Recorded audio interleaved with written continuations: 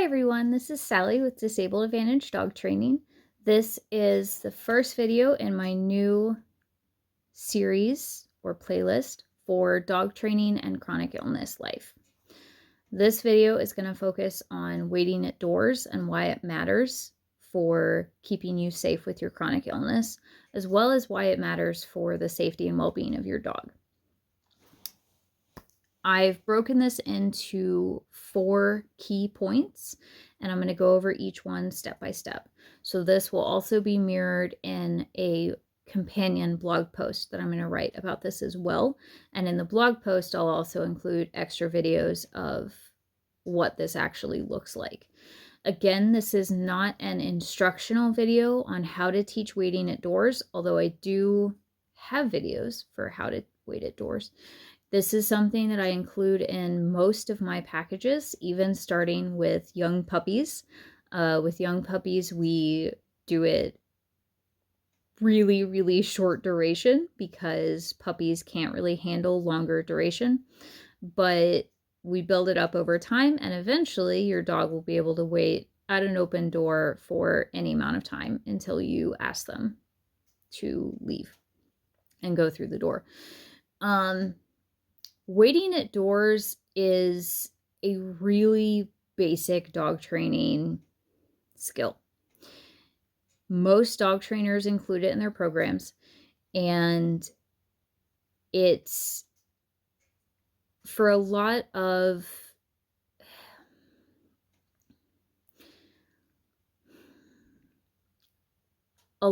dogs are really terrible at waiting at doors.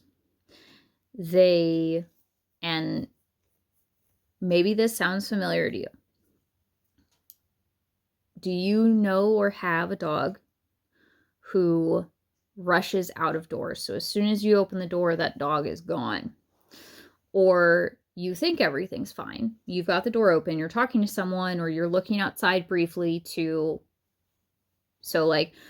before I go on a walk, sometimes I have to go outside and stand outside for about 1 to 2 minutes to figure out what clothes the CRPS actually needs that day. And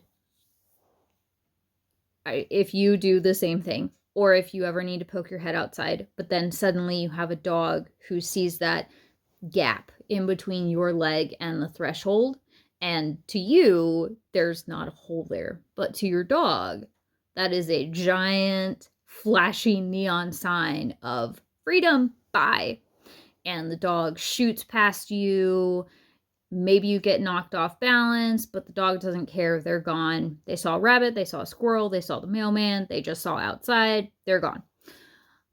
Or dogs who hear someone come in the driveway or hear someone knock on the door, and they immediately start throwing their bodies at the door, barking and scrabbling and jumping and running to the window, and then running to the door, and then running to the window and running to the door. And dogs who you open the door, but you've got one hand on the door and one hand on the dog holding it back, and it's like martial arts skill level of trying to do all of the things. And this is something that a lot of dog owners deal with. And it is not unique to healthy owners, and it's not unique to chronic illness owners. It is just dog owner life. And part of what it is that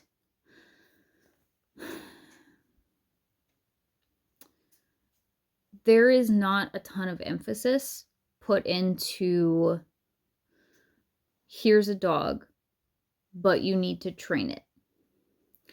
You need to teach it how to live in your world, to keep it safe, and so that it understands what the rules are. That's kind of a given with children. Parents teach their kids not to touch the hot stove, not to run into the road, hopefully not to talk to strangers. And when I was growing up around horses, that was something that was understood, was the kids, us, got taught rules for being around the horses, how to be respectful, how to not get kicked, stuff like that. But then we were also taught how to reinforce to the horse, hey, don't rear up, don't kick people, don't swing your head around and pull me off my feet, things like that. And there's less of that ingrained with, great, you adopted a dog, here's how to build your life with it. More and more shelters and rescues are including dog training courses with adoption, which is fantastic. But even those sometimes are kind of base level. They just teach your dog how to do a bunch of commands in an isolated setting, not really, here's how to build a life with your dog in your home in the real world. And more trainers are incorporating real world training into their programs, which is amazing. But it's still kind of a slow transformation. And so there are a lot of dog owners who just genuinely don't understand that anything you want your dog to do, you're going to have to teach them how to do it.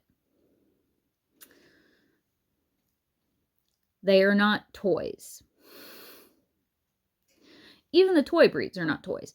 You still have to, they're like kids. You still got to teach them stuff. Teach them right from wrong, teach them boundaries.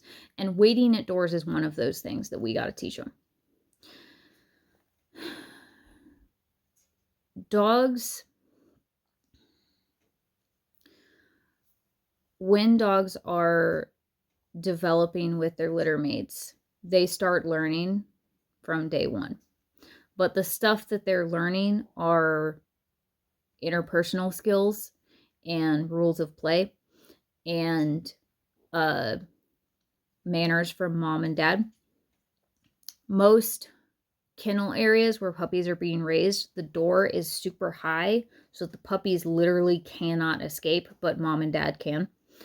And so a lot of dogs, just what thresholds are and what doors are just isn't included in the basic programming. So when you get a dog, you have to be the one to teach it, hey, we don't rush out of doors.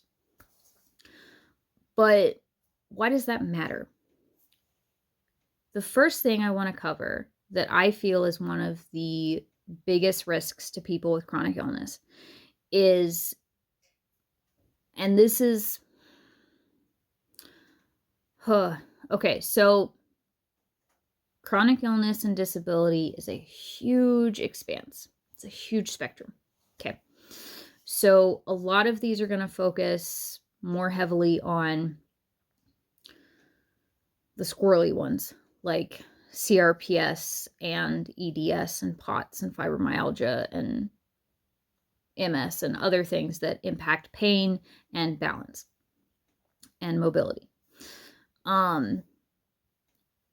So one of the biggest risks to you as a person with a chronic illness, if your dog is prone to being hyperactive and bolting through doorways, is increasing your chance of a fall.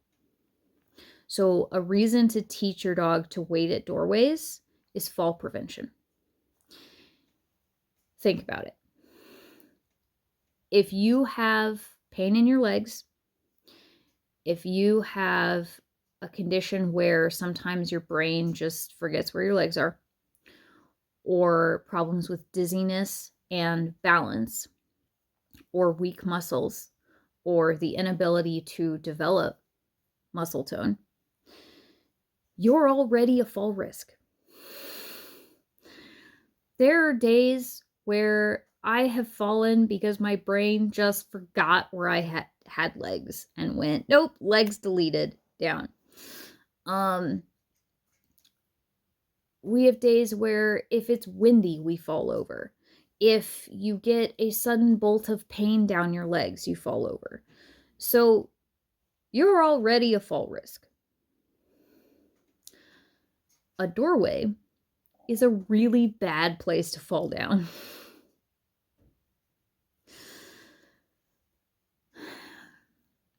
a lot of people's doors, now maybe your door is in a big room and falling down wouldn't be the worst thing in the world. It would still be a fall. You might hurt yourself. You might get an extra injury. You might have to be in bed for a week. Monster of a flare. These are all bad things for us as people with chronic illnesses, because for us, a week in bed is a week that maybe we'd planned out already. Maybe we had hopes of being able to hang out with a friend one of those days. Maybe we were going to make dinner. Maybe we were going to do our job. And suddenly we're in bed because the dog bolted out the door, pushed us over, we fell, and now we're in bed. And because we're in bed for a week, we also now can't do anything with our dog. Oftentimes, doors are at hallways or entryways or atriums, stuff like that. And those are really tight spaces. So if you fall down in a space like that, you are even more likely to fall weird, where you hit your head on the wall, or you fall backwards, or you crumple into something. And that increases our chances of having a worse flare or causing an actual injury like tearing a tendon or breaking a bone or getting a concussion. And any of that is possible if a dog, even a small dog. So a lot of people, I think, get the misconception that only big dogs are dangerous. But when you have a chronic illness, when you live with something like CRPS, where a light breeze triggers a flare that leaves you in bed for a day, even Chihuahuas become dangerous just by being squirrely around our feet. So a 50-pound dog is big enough to shoot through the hole and knock us over and knock us off balance. But something smaller like a Chihuahua or Dachshund or a toy breed, they move really fast. And a lot of our nervous system conditions have problems with fight or flight. And we see something moving really fast underneath our feet, and we might overcorrect, and that could trigger a fall. Or we feel the light brushing of their fur against our leg, that triggers a bolt of pain through our legs give out, and we go down. And anybody who's watching this who's healthy might think, oh, y'all are crazy. No, our bodies are. And unfortunately, this is our reality. It's dumb, but true. So it doesn't matter what size your dog is. If they have really poor etiquette around doors, especially open doors, there's still a chance for you to fall down.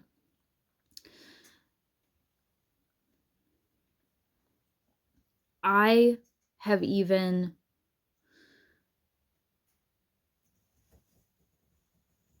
heard stories about service dogs who rush the gap and knock someone off balance. And when you hear about it, you think, what? Service dog? No, surely not. Yeah. And here's the thing. So in a perfect world, dog would sit or down a distance away from the door. But every dog trainer trains to a different level of expectation. And living with CRPS, I kind of train my dogs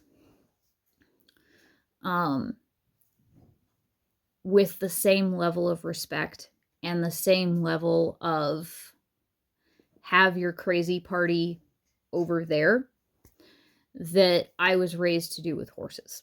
Because horses, 900-pound animal, you don't want it to be doing crazy stuff on top of you, beside you. Very dangerous. So my teenage years included a lot of teaching very high-strung show horses to wait at stall doorways. Because the alternative, which did happen on numerous occasions, was I thought I was in control, and then I would walk out, and then I would have a horse chest/shoulder suddenly slam into my back, throw me off balance, and the horse is spinning out in the aisleway. And that's a very dramatic picture, right? Like, that's not happening in your day-to-day life with your dog unless you have a Great Dane. But when you have CRPS or another condition that is as unpredictable and sensitive to changes in your movement or body positioning or sensations that are happening around you, any size dog can kind of become a 900-pound horse, putting you at risk. Because your condition does not play by the same rules as a healthy body.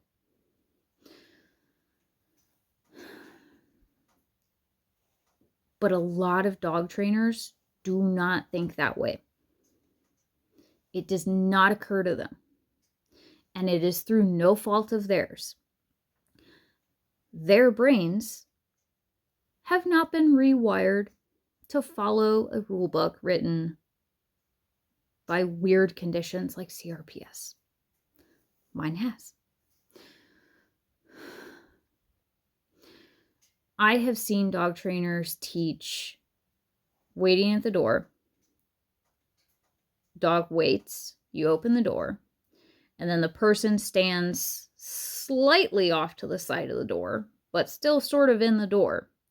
And it's okay for the dog to walk or trot through the gap between the threshold or the frame and the person.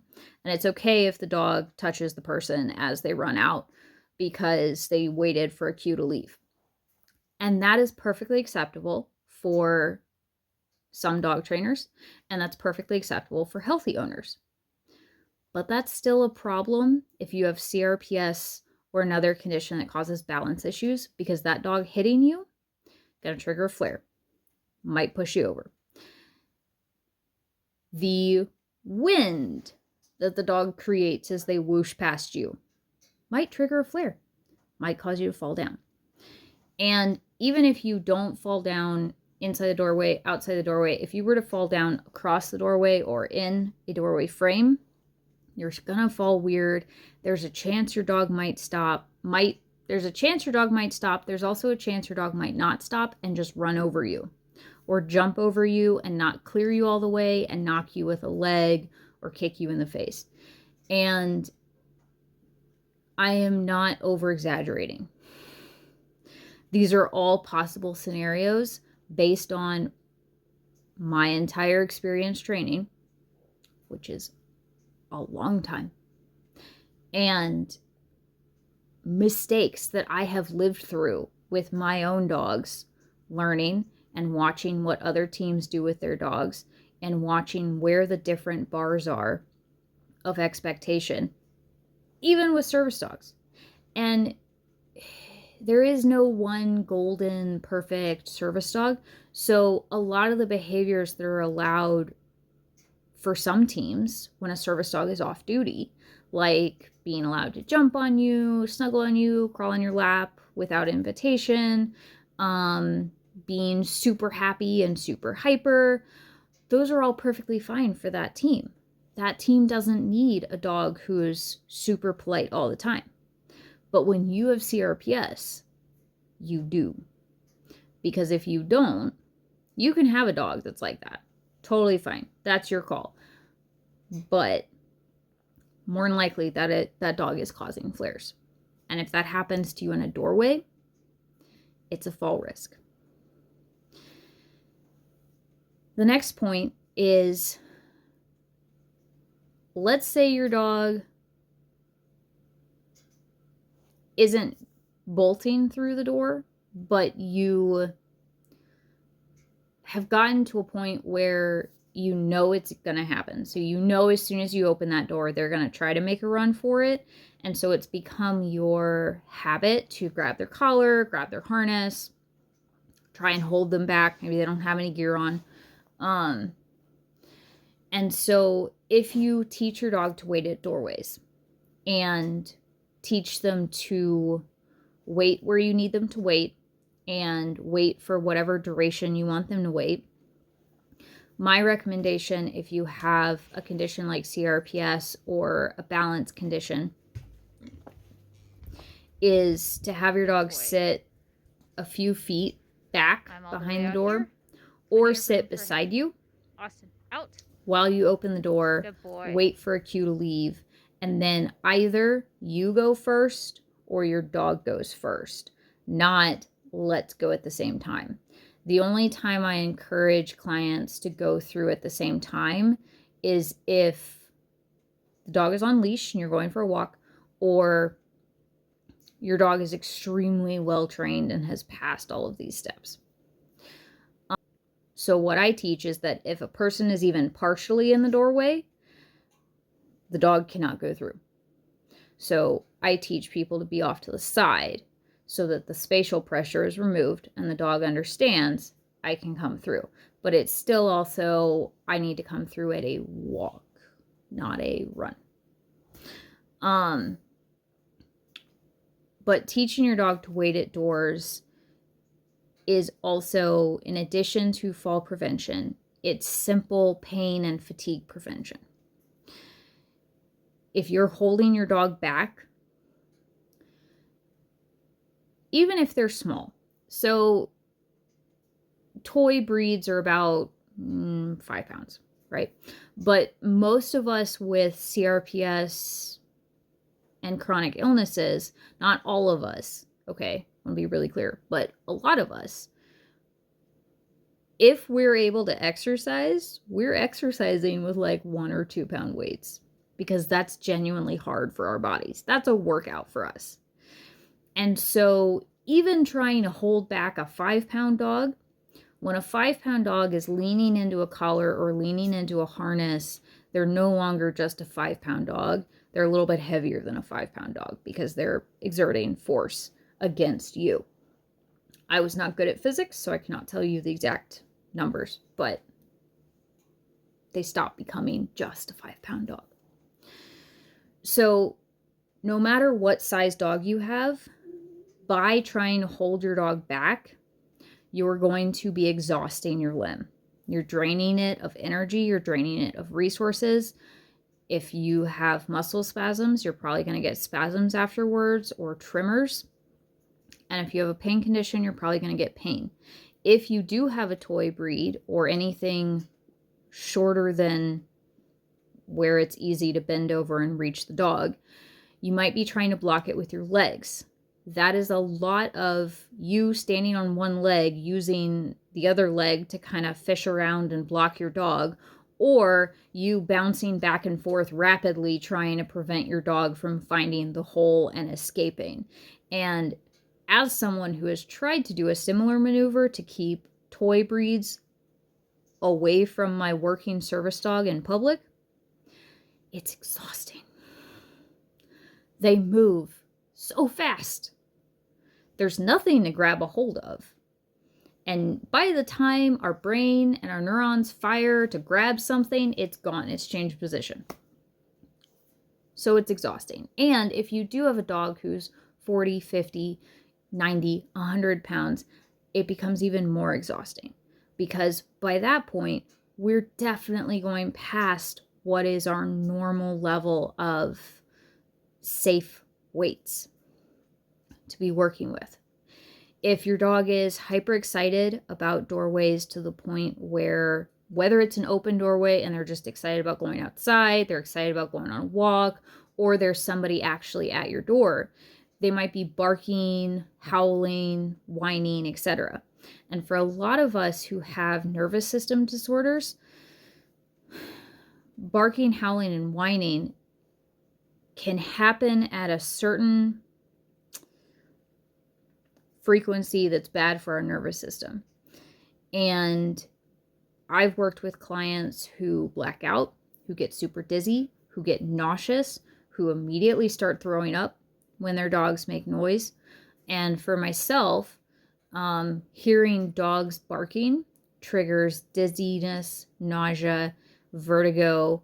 And so like dizziness is just like basic, oh, I feel weird. And then vertigo is the room is spinning. And I'm falling over.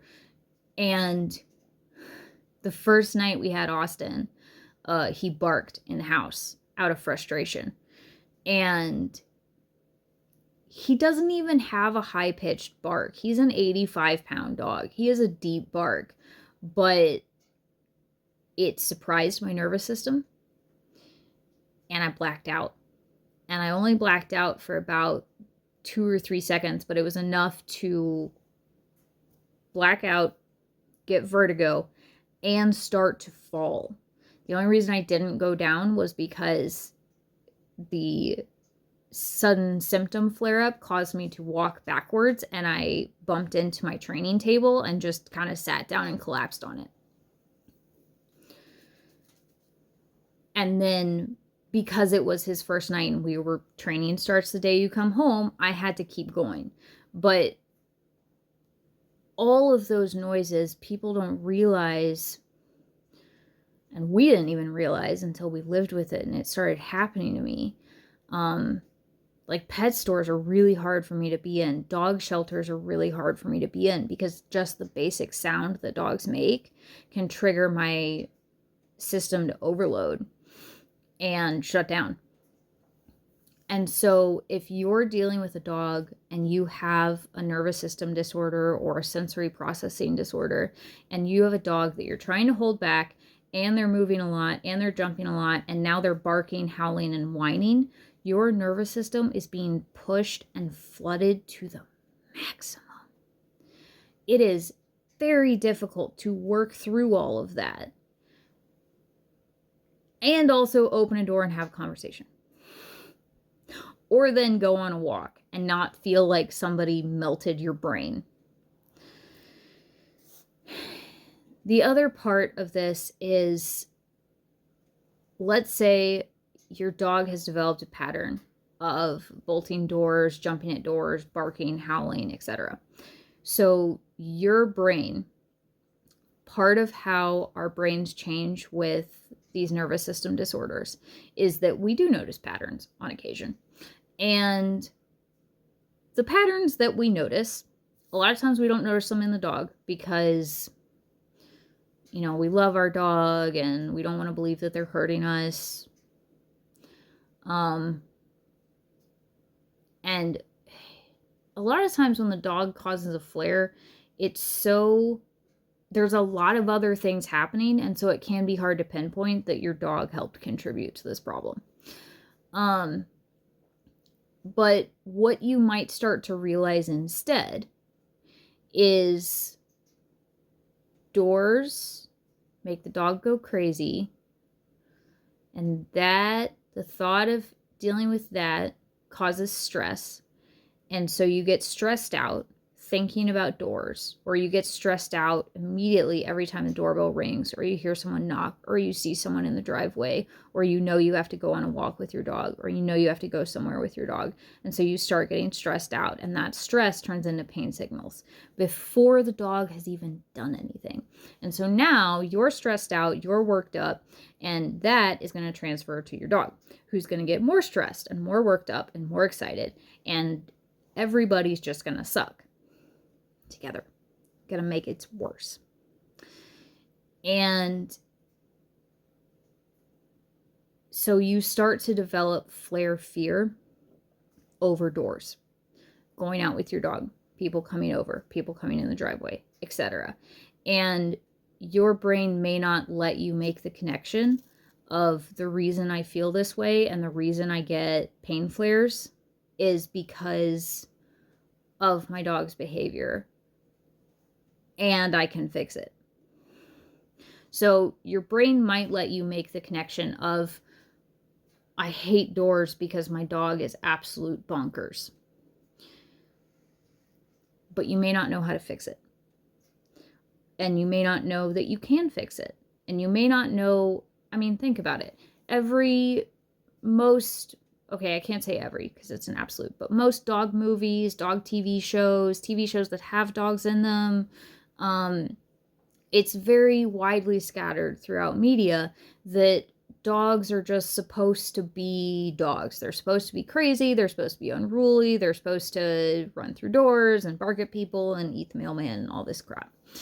And so it may just feel like how it is. but it doesn't have to be that way. It is 100% possible to teach your dog how to wait at doors, how to be calm at doors, how to not bark when people come to the door, not howl, not whine, not rush the door, not bolt out the door. It is possible to teach all of that. And when you teach all of that, you take away a component of your day where there's a reliable flare. And so that is one piece of your day that more than likely happens multiple times a day. So going out for potty breaks, going out for walks, going out for public access, going out for, a friend comes over, whatever. You take that little piece of your day where your dog was reliably causing a flare every single time you dealt with a doorway, and however many times you deal with doors in your day, that component is gone once you teach your dog how to be patient at doors and how to wait and be calm and not be crazy and not be a jerk. And so all those little flares that were building up and contributing to your day of suck go away. Now they might be replaced by something else because our conditions are crazy and they like to mess with us. But we can take that little piece and we can get it under control. Another reason this matters for us is that a lot of people with chronic illnesses and disabilities want to go to the door with their dog. So one of the popular doorway impulse control exercises that trainers will teach is just don't take the dog to the door. Put the dog on place, across the room, maybe near the door, but keep them a few feet away from the door. Put your dog in the crate when people come over, etc. And that's good advice, as long as it comes with also give your dog corrections if they're barking, jumping, howling, bolting through the door, whatever.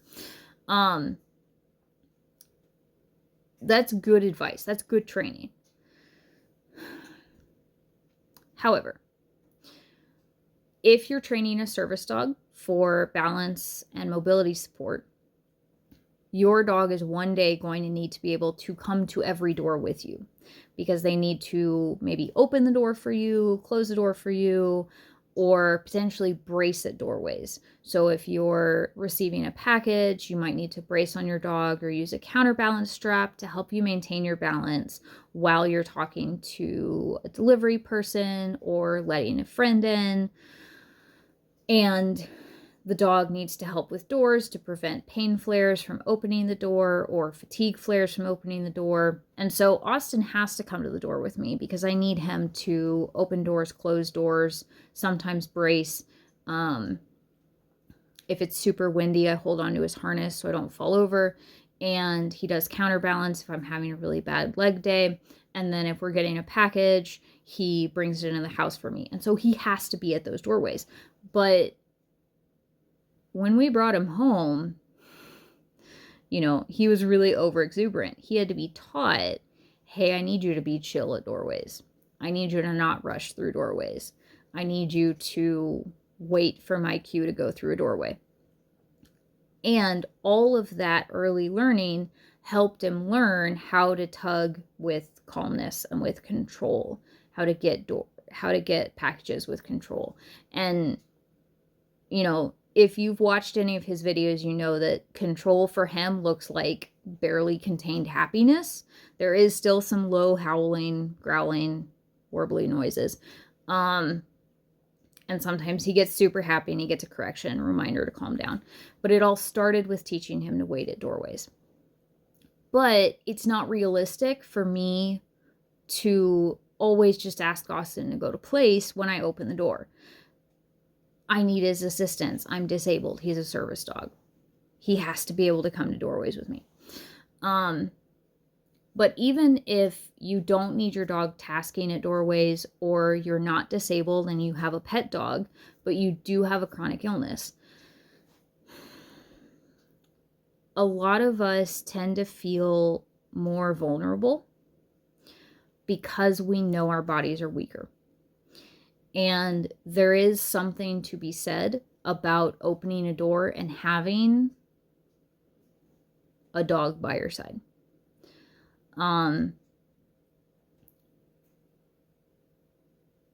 People are probably less likely to mess with you if you have a dog.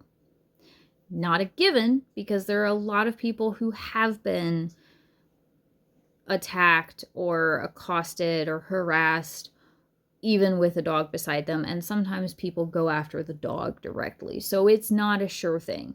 But in my conversations with people with chronic illnesses and disabilities, a lot of people do just feel calmer, feel grounded, feel a little bit more safe if they answer a door with a dog by their side. And I'm not going to take that away from you. But if that is something that you want, then how you get there is teaching your dog how to wait at doorways and how to be calm and look to you for guidance and not be there with a crazy hyped up state of mind. Because back to the first two, if your dog is there with a lot of energy and a lot of craziness, they're more likely to make you fall, trigger pain, trigger fatigue. None of that is going to help you. And none of it's going to help you feel safe with your chronic condition, which is what we're going for your life with your dog. The fourth point is, and real quick, back to the dog coming to the door with you. You also need to be able to focus on whatever is happening at the door, greeting a guest, getting a delivery, etc., without trying to juggle managing your dog, right? So that's going to be included in those early training stages, because your dog has to learn and you have to kind of split focus while you're training your dog between activity and training dog in scenario. But eventually you don't want that to be the every time I answer a door, it's this split focus deal. You want to be able to answer a door, feel safe, feel secure, have the support of your dog there, and be able to focus on what's going on ahead of you. And if your dog is tasking, you need to be able to focus on what's going on ahead of you and know that the dog is going to do their tasks easily. Real quick, I just want to remind people, service dogs are not supposed to do protection work. It is actually something that was included in the discussion when the DOJ was coming up with the ADA. Service dogs are not supposed to be doing protection work. So if the dog is there, they might be doing blocking, but that's not the same as guarding. If you have a pet dog who you've trained in protection, that might be different. But sometimes just a big dog standing beside you is enough to make people stand a little further back from you, which also helps prevent accidental pain flares from somebody reaching out to shake your hand or, hand you a heavy package or something. You can just say, hey, put it down on the ground. I'll get it later. And those little choices also help prevent flares for you as well. The fourth point and reason to teach your dog to wait at doors is your dog. We want to keep them safe, right? So bolting out of a door or jumping on someone might overcorrect your dog. They might accidentally hurt your dog. You may not like the way they interact with your dog. Even if they don't hurt your dog, you may not like the way they interact with your dog, but they're going to do it out of how they handle dogs jumping at them.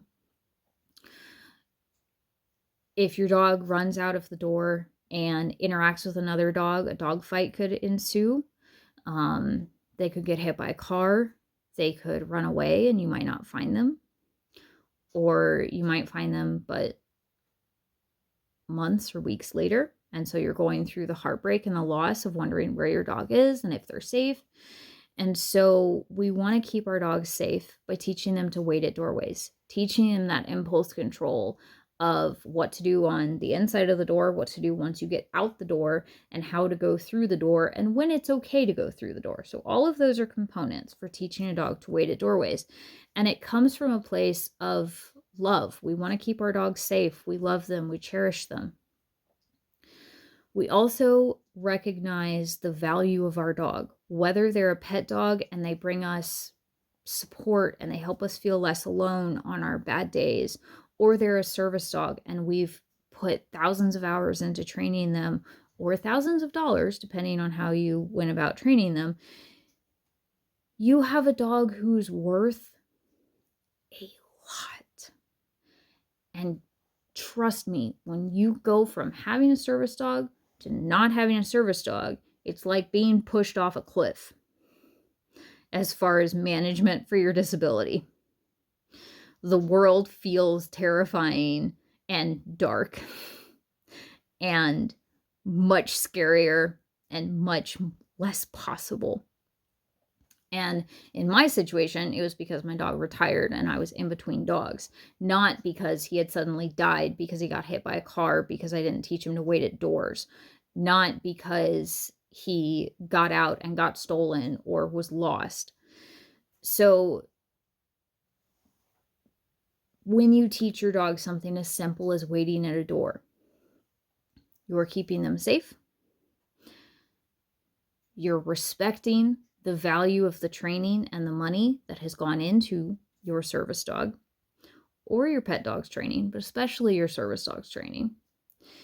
And you're preventing high costs for yourself. So if it's a pet dog or a service dog and it gets hit by a car or it gets in a dog fight, you now suddenly have a bunch of vet bills. You already have a chronic illness. You don't need to find more ways to spend money.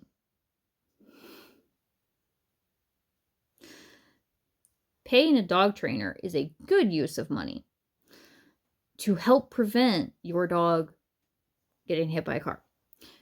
But preventing your dog getting hit by a car, running away, getting in a dog fight, getting attacked by another type of animal, especially if you live somewhere where the wildlife is encroaching into the cities more and more.